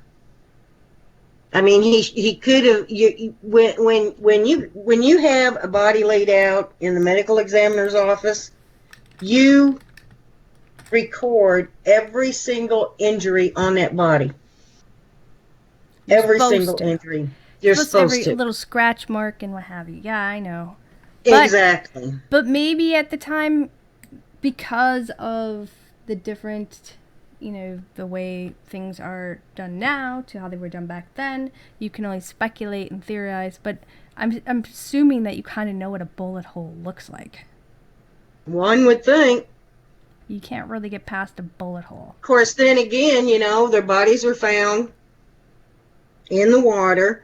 There are logs and everything in the water that, the body being rushed down that river could have hit a log or something, and it could have punctured them in the side of the head. Yeah, but a puncture wound is it makes different, a stick and hit, okay, because of decomposition, but it would still have to be pretty hard to hit a skull and to cause something that would make somebody think there was a bullet hole. And if it went over that cliff, it's going to hit that water. And chances are, when it goes down, yeah, I see what you're saying. Unless it hits a rock or something, it's going to go down there and it's going to sink into that mud. Yeah. And I believe that the drilling rig may have freed it from the mud, right? Thus, allowing the current to sweep it away. And in the process, dislodged something that allowed the bodies of Susan and Virginia to float free of the car. It just seems weird. A lot of this is weird. But then again, it's very weird. You have corruption going on in the police and everything else, and who knows if they stumbled upon something that they weren't supposed to stumble on. You know what I mean? So, sometimes some people try to change documentations who are working in the facility because they don't want their buddy to get in trouble or what have you. I mean, there's so many different things that could have possibly happened to, they just fell asleep. Or maybe a deer ran out in front of them and they were trying to avoid he could have fallen asleep. He could have been distracted. I mean, he had teenage girls in the car. Do you know how noisy they get? But I almost said, I know how noisy you get. No. Duct tape. But I think it's also really, I think it's also possible that the other bodies could have floated free and they could have been caught on something that hid them all these years, or they could possibly still be in the car. Or they never went down with the girls. Well, that's true too, but of course, they would be nothing but bones now. But I'm saying, what if the whole family didn't go? Only the couple of girls were killed, but the parents weren't. You just don't really know. We don't know because there's nothing. Except for the two girls. There is absolutely nothing. There's no crime scene. It's like with the Cowden family. There is just absolutely nothing. The only thing that they found really that was of any use whatsoever were the bodies of those two girls. And really, and I hate to say this, I don't want to seem heartless, but their bodies absolutely were of no use either. As far as any, by that time, because we're talking about the... When you were reading this about the girls' bodies discovery, I think I'll put that newspaper article up too, because maybe it says something in that one too. Were they fully clothed? It didn't say. It did not say. It did not give any information at all as to what these girls were wearing. I know it just didn't say. Well, I know there are other people who can go Google search newspaper articles, who might have subscriptions to some of these papers out in Portland, Oregon, and other stuff like that, where they can research even further than we did. Because we don't. This is something we do free on our own. As two friends, we don't make money off of any of this. So it's we do a lot of research to present as much as we possibly can for those who listen in and stuff. But it's we don't have the funding to go further in some things where we'd like to, but we just don't have that kind of money. You know what I mean? But right. I don't know. To me, I don't know if there's foul play or not, but it definitely could be a possibility just because there are so many unanswered. things. There are so many unanswered things. That's true, and I'm only giving my opinion, okay, from what I read. And like I said, there wasn't a whole lot to go on this family, which I find that very, very surprising because this was an entire family that just disappeared. The same as the Crowdens. This family just disappeared. Cowden, yeah. Cowden, I'm sorry. It's like the Cowdens. This family just disappeared off the face of the earth. And it wasn't, until Maybe later that only 2 of the girls were found. Maybe Bigfoot ran across the road right in front of them. You never know. And from what I read, I can only give my opinion. And I'm kind of basing it too on, well, okay, if the tire tracks were theirs. And then, like I said, this drilling rig, the anchor of this drilling rig, hooked onto something that they said was heavy. And back then, cars were heavy. And trying to pull a car out of the river, especially one with that strong of a current, it's a tough job. It's not impossible, but it's not an easy job to do. And I just, and I may be wrong, I just don't believe they were victims of foul play. And I can give you my reasoning as to why on that, too. Well, you're only going. You can say it, but you're only going off of other people's speculations too. So you're just agreeing from somebody's speculation, but their speculation could be a total BS. It could be bullshit. You know what I mean? We can say the S word on the show, and it could not even be real because we just don't know. And do they know for a fact that that was the 2 girls' bodies? Did you say for sure? Because I was reading the newspaper at one point where they weren't sure whose the body was at one of the newspaper articles. They weren't sure at first. You're right. They weren't sure at first. I don't know. From what I gathered, a family member, somebody identified them through dental, okay, or something. Okay, so the 2 girls were they were not hardly decomposed at all.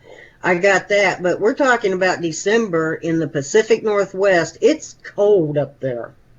Well, yeah. I tell you what, it's cold enough up there, I would have bought my wreaths and greenery. I wouldn't have gone out and picked it. It's a tradition. It was probably a family tradition. And if you grow up and you live in that area, you get acclimated to the weather, just like Eskimos and Inuits do when they live way up north. Well, that's true. They were used to it. That's true. They lived up there. They were used to it. And, that's just like up in Alaska. Those people are used to the weather. They know winter comes around, 9 months out of the year. Well, go ahead and... in most of Alaska, but go ahead and give your theory of what you kind of think from what your research anyway, because, that's what we're doing. We're thinking about the possibilities of this case. Okay. Now, nobody has to agree with me, but this is what I thought when I was reading this. It's been 59 or 60 years since this disappearance. Right. And while the police have been unable to link anyone to it, criminals talk. Sooner or later, they tell someone what they did. Not all, but a lot of them do. Mm-hmm. And because they just do not seem to be able to keep a secret. They have to talk about it, either to brag about it or to get it off their chest. Right. Now, after all this time, if there was anyone involved, they would be elderly, nearing the end of their life, and no one has admitted anything to clear their conscience or to make things right with God or to even give the family closure. Oh, well, anybody that we know of. Because they could have told a friend and then the friend never told anybody else. You know what I mean? Exactly. And they would be at the age where they may think that they would not live long in prison anyway or even live through the trial. Mm-hmm. So, they would be up there in age. Well, I'll confess because I'm not going to live that long anyway. Yeah. They could also be deceased by now. Mm-hmm. And no one, not a spouse, a child, a friend, or anyone has come forward and claimed that anyone confessed to them of any crime against this family. Right. Now, it's like you say, but some people they could have, and someone's just keeping the secret. Well, don't you know the phrase? Number of reasons. Don't you know the phrase? Snitches get stitches. So you snitch you getting taken down too. So if somebody did know this, you know, a lot of people don't snitch. So there could be it could people. also It could also be for another reason. Like it could have been they don't want to embarrass the family. It could be, they don't want to bring shame on the family. It could be a lot of things. Yeah, we just don't know. This is just two cases that just make you go like, what the blank? I know. You know? And I know this does not always happen, but it does happen sometimes. And if anyone, to tell you the truth, if anyone confessed to me that they wiped out an entire family, I would not be able to keep that secret. I wouldn't care how many stitches I got.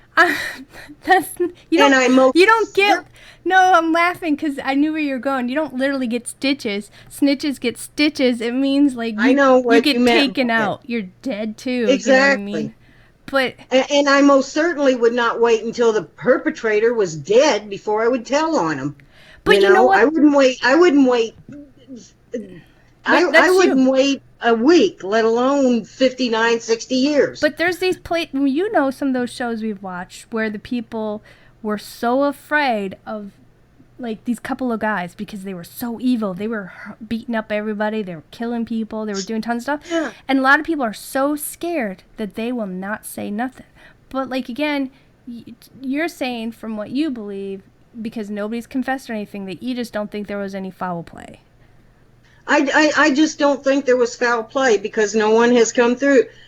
After all this time, if there was someone alive that knew the secret, the perpetrators have got to be dead or so old and decrepit. Why be afraid of them anymore? And why would they kill the Martins anyway? They were not wealthy. I mean, they were well off by 1958 standards, yeah, but they certainly were not wealthy. And if you were going to rob someone, why pick on an entire family? Maybe they just needed to ride somewhere. And then maybe it got out of hand. But not 5 people at once. That's true, too. They could have picked up a hitchhiker and it got out of hand. That happens, too. But back in 1958, if you killed children, you would most certainly receive the death penalty. And back then, you did not wait on death row for 20 or 30 years. I mean, the penalty was carried out swiftly. You most likely had 2, maybe 3 years left to live. Now, there are exceptions to that, but the sentence was carried out a lot faster than it is today. The death penalty back then was a deterrent. It's not a deterrent today. Well, no. But, I mean, we really don't know because they've never even found the car, let alone anybody else. Only the 2 girls. So we don't know that they weren't picked off by a serial killer. We don't know if there was any foul play or anything like that. We don't know if all the family members... Serial killers didn't normally go after 5 people at once. They usually caught people by themselves. They usually did it one at a time. Maybe. Or maybe this guy was... No, because the Manson family, they took out more than one person at a time. But... but there was more than one of them doing it. Well, how do you know there wasn't more than one person harming these people? We just don't know because there's just so many missing factors when it comes to this one thing. And this is why it's unsolved, because part of the family's missing. The car is missing. Only 2 members were found. We don't even know. It's hard. And I know the police back then suspected those 2 ex-convicts who stole a car, but I believe then they were just grasping at straws. Mostly because there was no mention if they took the car at gunpoint or if they just saw the car and hotwired it, which was easy to do back then. Yeah, it's so hard to say with this one. That's true, but now, my third theory. Okay, I'm ready. You're going to really like this one. Excuse me. It's also possible that Kenneth Martin, for some unknown reason, could have snapped and decided to take himself out and his entire family. I don't think he did, though. Unfortunately, this does happen. You see this nice, normal, happy family guy, and the next thing you know, he takes out his entire family. That guy out in, I think it was Maryland, he was in the military. He took out his entire family, John somebody, I can't even remember his last name now. And he lived 25, 30 years before they even caught up with him. But there's nothing, though, in his history to indicate that this is a possibility. But let's face it, People like that seldom give any indication that something is wrong or give any signs that they're about to snap. Yeah, you just I don't mean, know.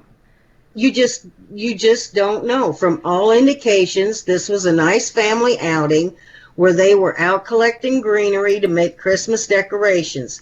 He had a good job. He had a nice family with a son in the United States military. And the fact that he was reported missing so soon makes you believe he was a responsible and well respected member of his community, I as well as his wife and children. wasn't he, it was reported by his coworkers. I mean, he was liked by his coworkers. They were Yeah, liked by the community. They were decent church-going family member.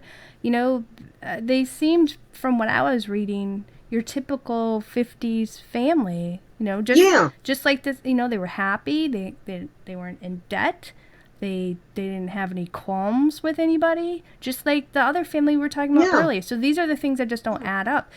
But we can only speculate on the unknowns exactly. because there's no evidence to prove one way or the other what really And that's what happened. I'm doing. I'm just speculating.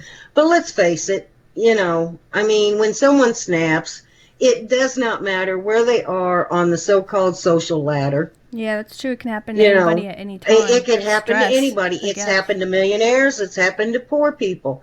And Donald Martin lived about 60 years not knowing what happened to his family. I cannot even imagine what that is like. Well, there's still To people. re- Yeah, there's stuff that what the Cowden's family, his brother, and other yeah, family, they're still wondering what happened, and they'll yeah. never know. I hope they I know one mean, day. he received word that his entire family disappeared. Then the bodies of two of his sisters were found. I am sure, that he did not give up his search for answers. And the thing of it is, unless he is still alive, he'd be 98 years old about now. And it must have been terrible for him to go to his grave not knowing. And no one, no, absolutely no one had any answers to give him. But unfortunately, at this stage in this whole thing, only God knows for sure what happened to this family. Well, that's the thing. We just don't know what happened to either really. You know, you can only, we have so many speculations and theories, and you go off of the things that you read and stuff, and then you go off other people's theories and stuff. But when it comes to this, we don't really know. We don't know if it was only the two girls that were tossed in the river and the family went somewhere else. Right. We have no idea because there was no car They found. may not even be in the river. Well, They could it'd be be up in gone those now. hills. Well, yeah, but if the car was ever found at the time, Well, that's the thing. then See, some direction could have helped. But that's the that's thing. another thing why I believe that the car is in the river, because if that car was anywhere else, if it was up in those mountains or anything, that car would have been found by now. Whether there were bodies in it or not, that car would have been found with all the hikers and everything going up in those hills, in those mountains and stuff. I mean, there are people up in those mountains, hiking, camping, looking for Bigfoot I've literally or walked anything by. else. You can walk by something that's only a couple feet, 20, Well, that's 30, true 40, too. 50 feet in front of you, and you'll never see it because of how everything is camouflaged a certain Well, way and during different foliage and everything else. And you may never even return to the same spot. that's true. That's So you is can't say exactly that true. because It's those it's woods are been like huge. 50. Well, I'm talking about before now, because right now, if it was in those hills, we're talking 59, 60 years. I keep saying hills and those are mountains. The nature would have taken over. Yeah, to a degree. To a degree, and it's possible that nature could take over to the point that the car will never be found. But I just believe it's somewhere in that river. Well, what we're going to do in the references, we're going to have all the links to the Google pages of the newspaper article so y'all can read it too. But while you're in that section, you can also type in certain words that you're thinking, okay, Martin, missing, Martin, whatever. And maybe you'll stumble onto other papers besides what Spooky read herself. And you can also pay for the other papers if you want to read those ones. We just don't have the money to do it. But we are going to have in the references all the stuff that me and her were reading on, so you can see what we were reading too and go actually read the newspaper articles that we were reading and stuff. But And maybe you'll, ponder on, think something and discover something. Who knows? It's just, none of this makes sense. on both of these families. None of it does. And the one thing, though, that really did bother me about this entire story was the deal in the morgue where the one technician reported to the medical examiner that he suspected the wounds on the side of the heads of both those girls were bullet wounds, and there was nothing in the report about them being the wounds or them being bullet wounds. And I think that was very, very irresponsible. I really do.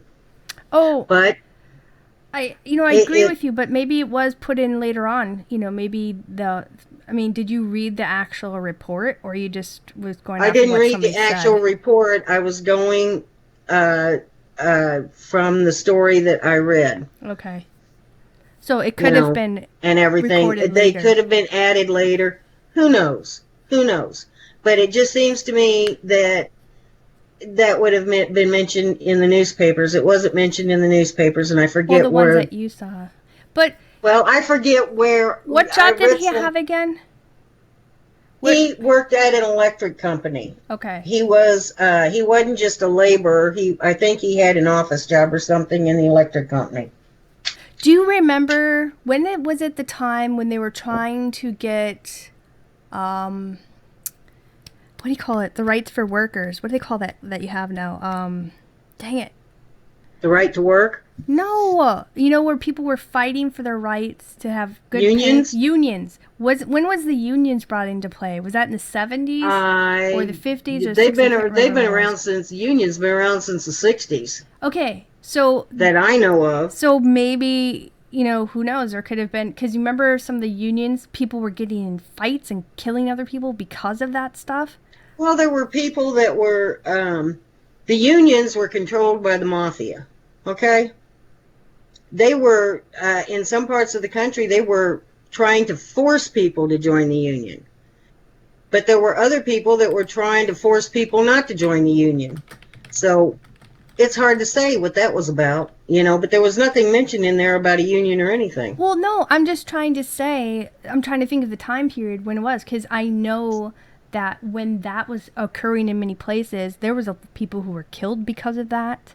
There was a lot of things that occurred, you know what I mean? So I'm just trying to throw it out there. Like, I was like, okay, where did he work? Could something transpired where he upset somebody from his job? Did he play a certain role that could have caused the family's demise? Or, as simple as it was an icy road and they drove right off the cliff because of the icy, windy, windy road of what you said. There's so many things that could point you into one direction, but you'll never really have that direction. Why? Because there's not enough evidence. There's no car and no other bodies but those two girls. So you can't... That's true, but if they were going out to pick greenery, they knew exactly where to go for it. That doesn't mean you still can't have... so they knew the roads. Yeah, but you don't... But the thing of it is, it didn't say anything about the condition of the roads. It didn't say anything... in the wintertime out in the Pacific Northwest, it could be sunny 1 minute and 5 minutes later you could be in the middle of a blizzard. That does happen. I was up in Montana. I went in July or something, and it was all nice and sunny, and then we went for a hike up on one of the mountains. I think it was in the, near Rawlins and stuff like that. And next thing you know, you're in a bunch of snow, and you're like, I'm not even prepared for this, Which I wasn't at the time because I was a little naive of that area. But I understand what you're trying to say. But the fact is, we cannot say for, like, oh, it was because they just drove off or anything. Because there's no car. There's no other bodies. You really just... all we know is 2 girls were found, and that's it. And what happened to them, we just don't know. And it didn't say... I can't remember how the girls were identified. I think they were identified by the dental records. But somebody had to have known those girls because, like I said, in December, the river is cold. I mean, cold. So they would not have, there would not have been that much decomposition, but it wasn't long after they that they disappeared that those girls were found anyway. Yeah. Whatever happened to them, it's sad and tragic. Yes, it is. Because all their lives were cut short. It was right before Christmas. So the family suffered greatly, and they, to this day, if there's any family members left, cousins and what have you, I'm sure they people still care and still wonder what happened to their family. But during these time periods from the 50s and the 70s and all the way up, and I read about lots of people dying in the newspaper articles and these killers, and there's even these people who are like trucker killers. They would go from state to state to state and just offing people because it's the easiest thing to do. But with these two cases, they're both considered cold cases. They're not closed. There's no answers. And like we said, if there's anybody ever who's listening tonight or later on in our future podcast, if you know any information that could possibly help authorities or family members in closing these two cases and resolving what's going on, please do contact, because I just think that's the right thing to do. Even if you're afraid and you know the information, but you're not even sure because it's been passed down, just say it anyway. Nowadays you can make it anonymous. Yeah, well, not really. Nowadays, so they can still find you. It's getting to the point now that where nothing's anonymous, but yeah. Well, we should probably end the show because we have like 2 minutes to 10. So. But I want to thank everyone for coming in and listening to us. I want to thank our mods, Penny, Holly, and Richard. I want to thank what's her name here? Me, Raven. Yeah. Guys, I went brain dead for a second. I want to thank Raven for a good show, and I want you to subscribe to us and give us a like, and please share us with any others on any social media site you may be a part of. Join us April 18th, 8 p.m. Central, 9 p.m. Eastern, 6 p.m. Pacific. We're going to discuss a viewer's request, fairies and gnomes. Yeah, thanks everybody for coming, and if you want to get reminders, you can always click on the little bell here on the YouTube next to our Spooky Raven name, or you can actually go to our website, anythingbutordinary2, the number 2.wix.com/anythingbutordinary, and you can sign up for weekly emails to remind you when we're having a show, when we do a show, or if you want, you can contact us and talk about whatever you want, or even a show topic. But I hope you guys all have a great week. Thanks for hanging out with us, and we'll see you again somewhere on the net. Have a good night.